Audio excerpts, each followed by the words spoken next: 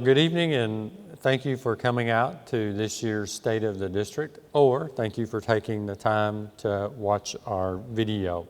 We've got a few things that we're going to jump through tonight, really just concentrating on kind of where we are preliminarily with enrollment so far this year. We'll talk a little bit about our strategic plan as well as progress on Prop S work.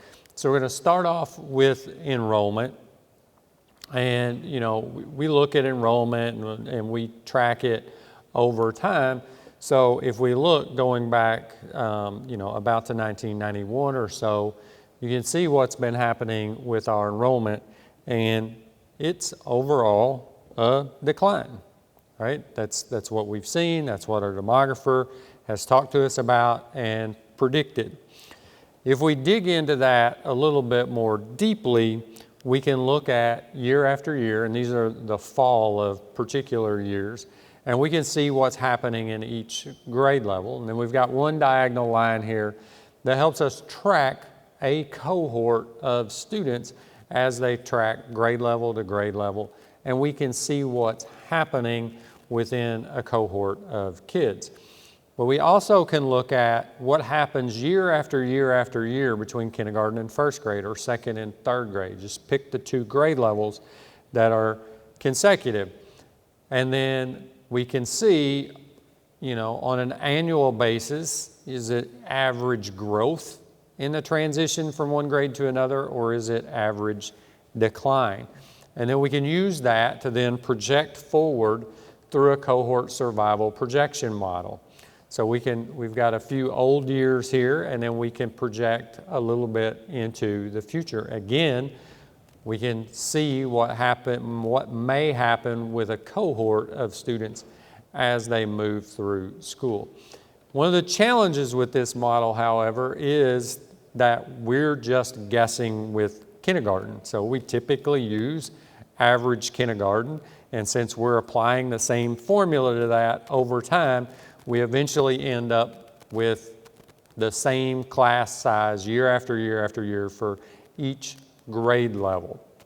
But we can look over to the right, and we can look in the columns with elementary, middle, and high, and we can see that overall it looks like we might be staying a little bit steady over the next few years before starting to decline, because we've got kind of some larger classes, this one large class, as it moves through the high school. So we can see that at the elementary level, we may increase. At the middle school, we're going to hold relatively steady, and at the high school, we're going to go up a little bit before we start to decline.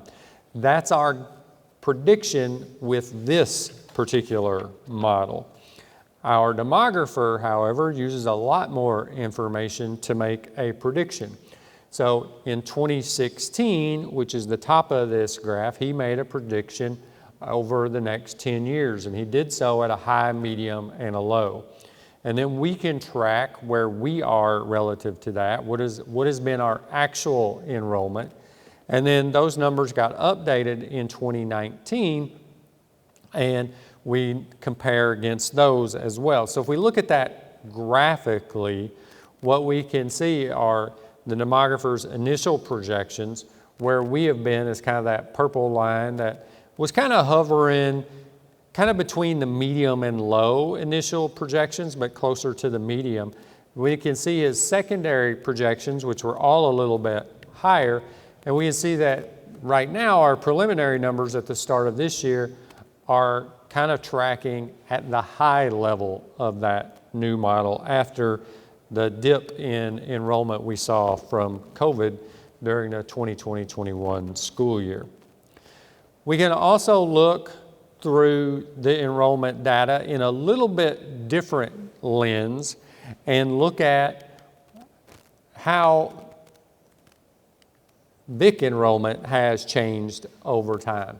We can look at VIC enrollment, we can look at resident enrollment, and we can see what that total is. So the VIC enrollment is a line at the bottom, and it, at one time was relatively high, well over 1,000 students through the VIC program. but that has declined over time, and that will continue to be the case as the program phases out. So that is also reflected in our total enrollment. But our resident enrollment, although it has been declining, looks to be declining at a slower rate. So if we dig a little bit deeper in that VIC decline versus our resident decline, we can see that 2/3 of our enrollment decline can be attributed to the decline in the VIC population within that program, within those students. So as we think about that and try to put that in perspective, if we think about the loss of nearly 2,000 students over 21 years, well, that's bigger than like most school districts in Missouri. We've lost more enrollment in the last 21 years than most school districts have. And for some people, that's staggering. That's hard to wrap their head around. For others, it's not that big of a deal, right? I have a colleague in Oklahoma that during the 2021 school year lost 3,000 kids in 1 year. That's a little bit harder to deal with than just under 2,000 over 21 years. So if you think about 1,900 kids and you go, okay, we got 13 grade levels, so that's, just under 100 kids per grade level that we're talking about losing. And you go, well, if you're losing 100 kids every year, or losing 100 kids every year across the district, then shouldn't you be able to cut like 3 or 4 teachers every year? Well, again, you have to look at it at the lens of, well, what does that mean at grade level? So, that means about 7 kids per grade level. So that's not 7 kids in one classroom. That's 7 students in classrooms spread across a lot of schools. So at the elementary level, we're going to have anywhere between 32 and 36 classrooms of kindergartners across all of our buildings.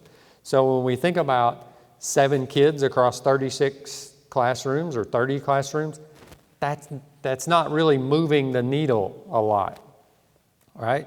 If we look at just the resident population, because remember, 2/3 of our enrollment decline can be attributed to VIC. So if we look at just our resident population, then that's like 30 kids a year. That's 30 kids across 13 grade levels, right? So we're looking at 2 to 3 kids per grade level across multiple schools. So you got to kind of take that in perspective as we think about the slow decline in enrollment that we've experienced. Also in our enrollment, one of the things that it's important to pick up is the diversity of our student body. And we can illustrate that in a number of ways. Here we illustrate it with languages spoken.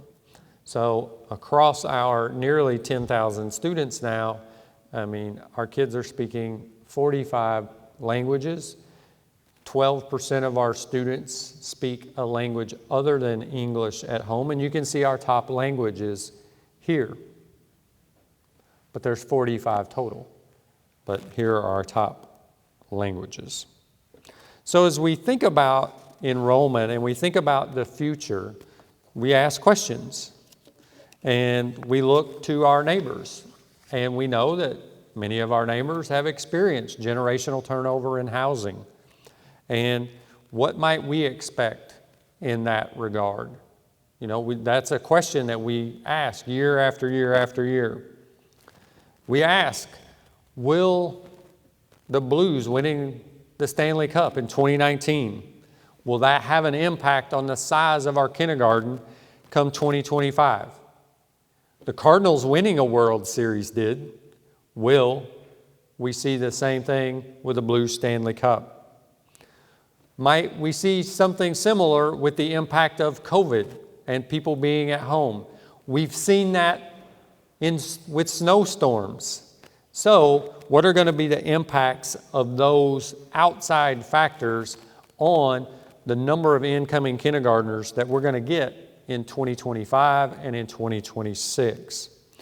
So We're on a cyclical basis engaging our demographer to help us update that. As I mentioned before, in 2016, we set a baseline that got updated in 2019, and we'll be updating that again next fall. And we won't start that process until late in September into October to hopefully have our updated reports either really late in 2022 or early into 2023.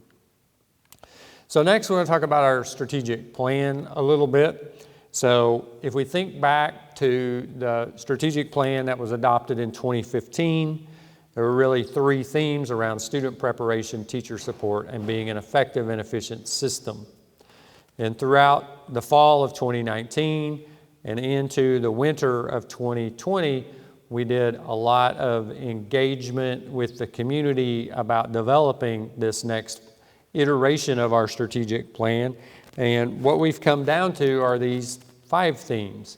3 of them pretty much staying where they were in terms of student preparation, being an effective and efficient system. Teacher support has evolved over to employee or workforce support. And then based on what we've heard from our community, we've added safety and we've added access and opportunity as themes. So if we look at those just a little bit more closely, in terms of student preparation, what we heard over and over again was personalization. And so we're looking at that in 2 veins, if you will. One is, how do we create personalized pathways? And 2, how do we create learner profiles, not only for students, but for adults as well. In safety, we kind of look at 2 elements there, one being the physical plant and the physical space itself, the other one being the human element of safety. Access and opportunity and employee support, I'll delve into a little bit more shortly. And then really kind of what drives us around being an effective and efficient system is the criteria for performance excellence out of the Baldrige work. And then as we think about that strategic plan, really what does that alignment across the district look like, that alignment of systems across the district? So if we dig a little bit deeper into each of those themes, when we talk about pathways relative to student preparation and the notion of personalized pathways, how do we create those programs that attract students and help them leverage their strengths, their interests, and their talents?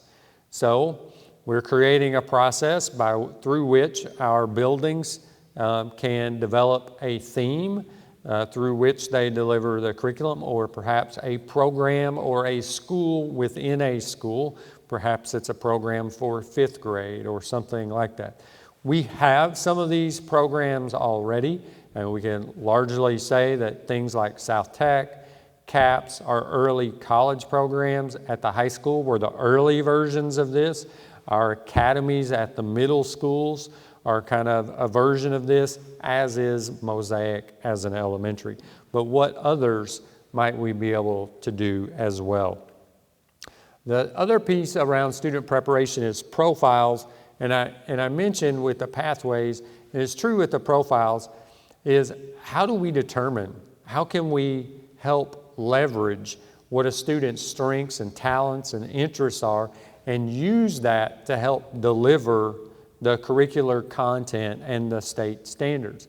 So these profiles, whether they be on the employee side or whether they be on the student side, really is about 3 large pieces. One, how do we develop them, and what does that profile look like? The second piece, how do we warehouse and store that profile so they can move with a student from grade level to grade level? And then thirdly, how do we implement and leverage what we know about that student to really help move that student forward from year after year? And really the same, it gets mirrored for our employees. From the safety standpoint, the physical plant itself, or our facilities, the space, through Prop S, We're securing front entrances at all of our buildings.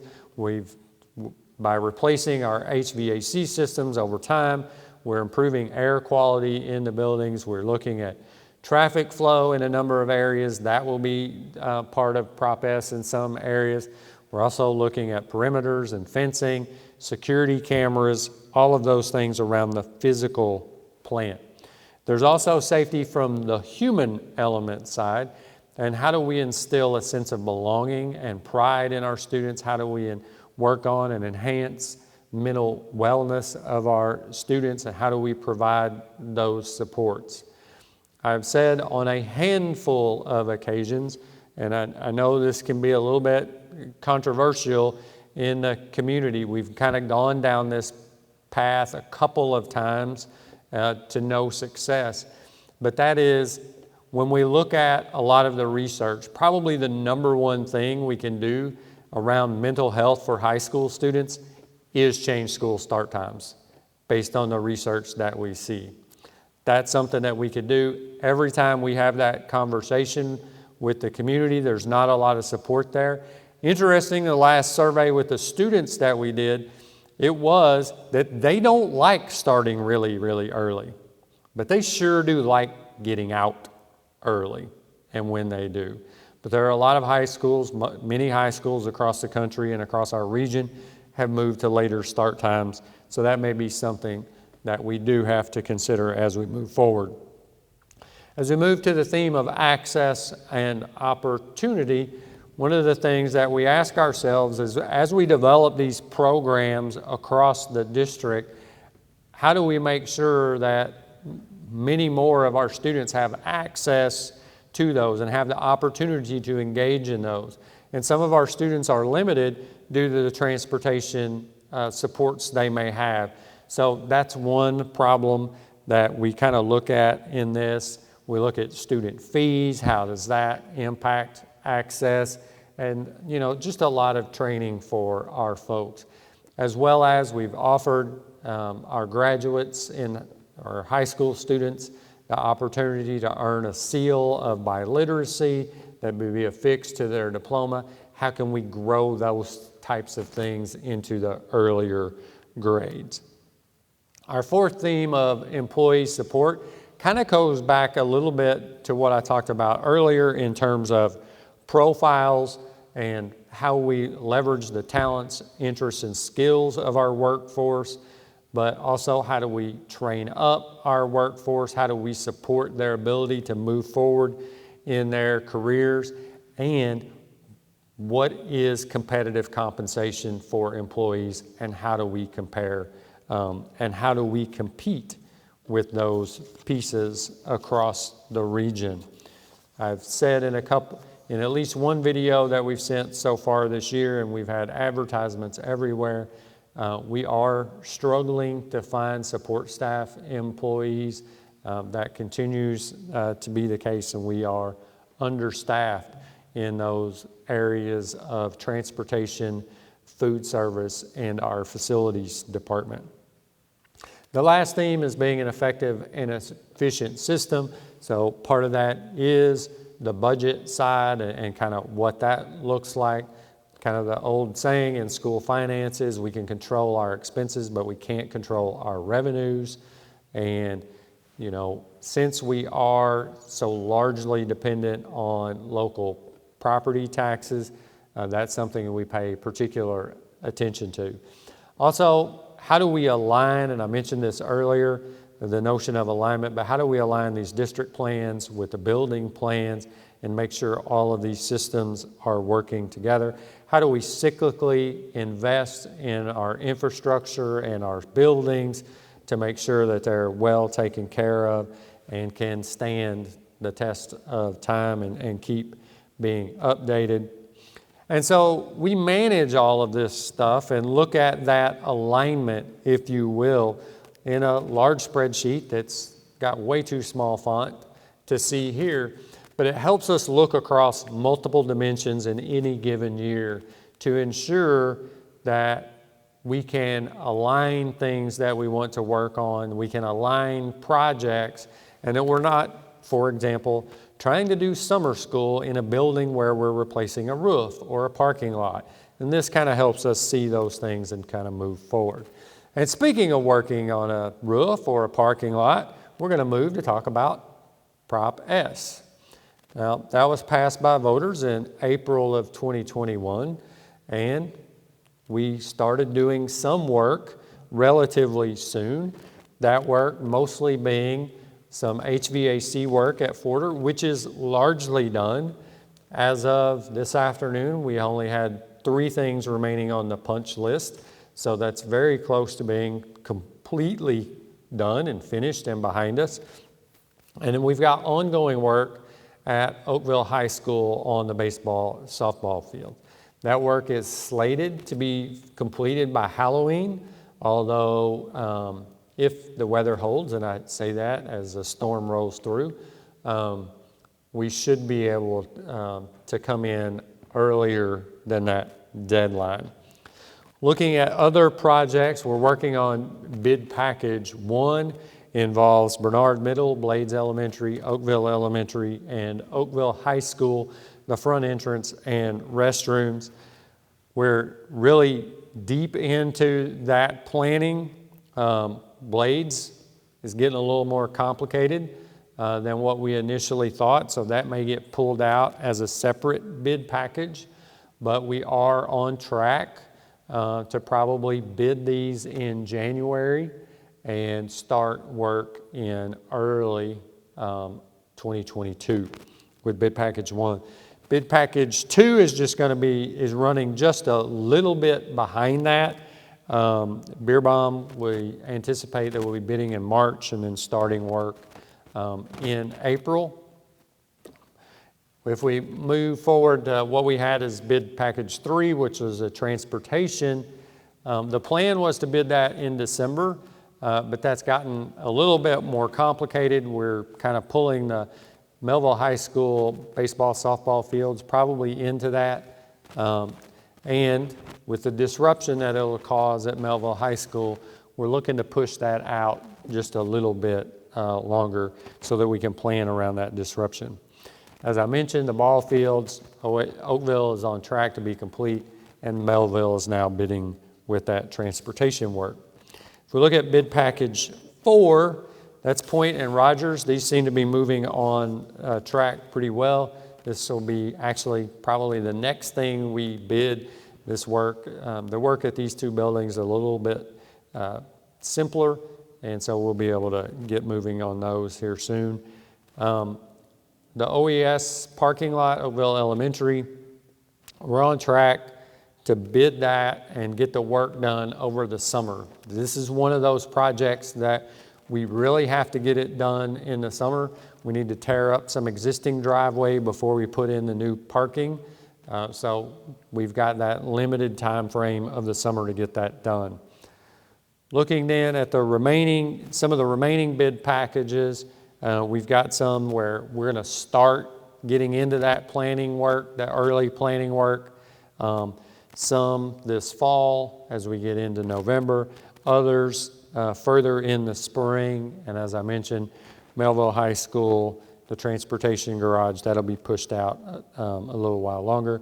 Beasley and John Kerry are also further out there, as are Wolin and Oakville Middle. So as we think about the construction ahead, it has been about 20 years since there's been significant construction across the district. So we're not used to that.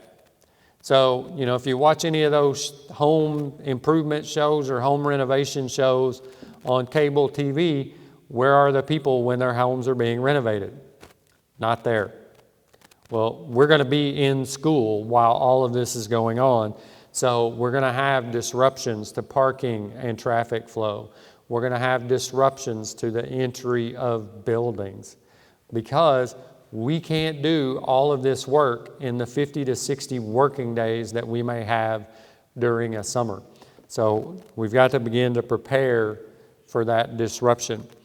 And as you saw previously, as we move into a winter and the spring, we'll really start seeing some work happening across the building. And we do believe that the projects should be finished and wrapped up before the start of the 24-25 school year. Now, I know that seems like a long way away, but it'll be here a lot faster than we think. Time just keeps on moving along, and we'll be right there with it. So thank you for joining us this evening, whether it was here in person or taking the time to watch the video. I think this is the 7th one of these that we've done over the last few years. We've kind of talked about different things each time, but this is kind of what's been going on here at the start of this school year. So thanks again for joining us. I hope you have a good evening and safe travels home.